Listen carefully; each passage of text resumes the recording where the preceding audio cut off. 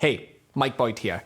Last week I released a video about designing and testing a chess cheat device that would allow me to beat players who are much higher rated than I am. If you haven't seen that video, then this video is going to seem extremely weird. Here's a very brief summary. What started as a meme, but actually turned out to be a very plausible idea, was the concept of using a vibrating toy somewhere within your body that transmits chess moves to you through pulses of the vibration motor and allows you to play chess at a considerably higher level than you actually are. That was in response to the chess cheating scandal that is currently unfolding in the chess world. Anyway, I put one of these devices together very quickly and easily, surprisingly so. Here it is. That's what it looks like. So I used this device in a game of over-the-board chess to beat a player who was rated 2300. Now, I'm rated 600, and, well, I was able to beat a much higher rated player than I was, and I was receiving the chess moves via pulses of vibration of this device here. It was strapped to my leg, okay? It wasn't anywhere else, it was strapped to my leg. The key point here is, he didn't know how I was cheating. He couldn't hear this, he couldn't see it. It was essentially undetectable by him. So perfect, right? Chess cheat device works perfectly. Well, I was bombarded with comments that explained that this would fail to get through the metal detector tests that they employ at all the big tournaments. So that's that concept debunked, right? It wouldn't work. Let's find out. So this is a handheld metal detector, and you commonly see these at chess tournaments being sort of moved around the competitors, testing them for, well, any devices that may have hidden on their person or in their person. So this one has two sensitivity settings, a high and a low sensitivity. Let's put it onto high. Okay, let's try it out. Can it find my watch? Yeah. Pretty easy. How about a phone? What about a pocket knife? Well, I hope so.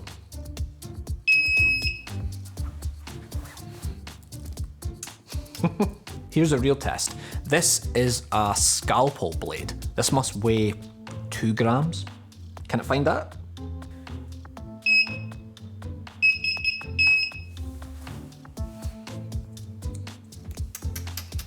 Right, okay, chess cheat device. Can it find that? Yeah, it doesn't find it at all. So it's in my pocket right now, and it doesn't, well, it sometimes finds it.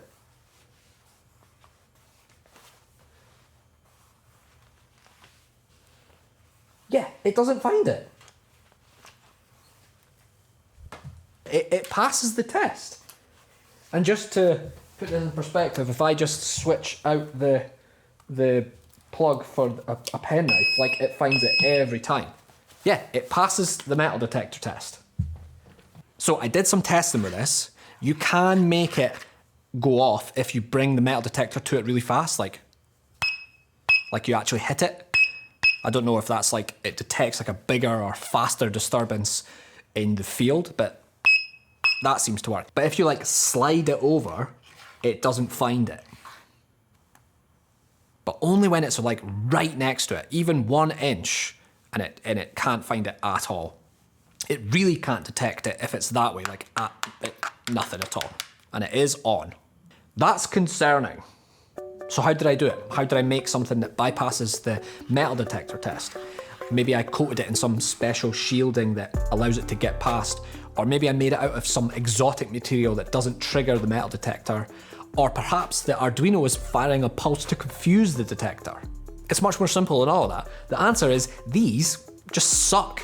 We've all been screened by these things. We know that they miss things. Like, how often do you forget to take off your watch at like an event where security staff are scanning people with these, and it hardly ever picks up? Honestly, the only explanation I can have for it is that the thin layer of silicone surrounding the electronic components is enough to just bypass the thing. It doesn't work. I'm going to take it out of its casing and see if that is what's making it pass that test. Right, there we go. That's what it looks like inside. So it is on. Can you hear that? Is it vibrating? Yep, so it really easily picks up the battery there without the silicone casing. So it only takes that like 5 mil of silicone to bypass this, which is absolutely crazy. This is a problem, but there might be a solution. A very clever group of commenters mentioned that you could defeat this device using a Faraday cage. A Faraday cage is designed to block electromagnetic fields. It's a mesh of conductive material that can block electromagnetic fields from entering in. A microwave is surrounded by a Faraday cage. That's why your eyeballs don't boil when you're staring at your microwave meal, for one, through the grating at the front. This uses radio to receive its messages, and radio waves are a form of electromagnetic radiation. So in theory, they could be blocked. This is a tiny Faraday cage that I got on Amazon. I think it's carbon on the outside. And it's designed to prevent electromagnetic signals getting through. So let's see. This is still on, you can hear it vibrating. If I put this inside the cage, will it still work? First of all, I'll set it buzzing first and then I'll put it inside the box to make sure we can still hear it.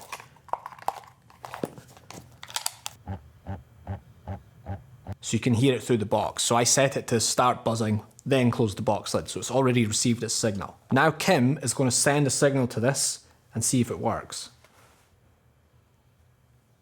Signal's been sent. So that's a signal sent. Yeah, it's not buzzing. So what should happen is when I open this box, it should start buzzing. Yeah. As soon as I opened the box, it started buzzing. So this would work. So the idea is that if tournaments are played within a really big Faraday cage, then you could block any signals getting into the cage and help players make their moves. Now that sounds preposterous, but it's just some conductive grating that you could line the walls with. So in theory, it's feasible. So to summarize, this is a problem. It's easy to beat the metal detectors, at least the cheap one that I bought. I don't think all the tournaments all around the world have the highest end metal detector, so it's pretty easy to beat with like 5mm of silicone. A solution that might be valid is a Faraday cage, playing the entire tournament in a Faraday cage, as in lining all the walls temporarily with some conductive mesh. But that's going to be a real pain in the ass. Sorry, couldn't resist. Anyway, let me know what you think about this. Do you think this test was like conclusive, or any other solutions that you might have? Remember to like, comment and subscribe to the channel. Thank you very much for watching. I'll see you soon. Peace.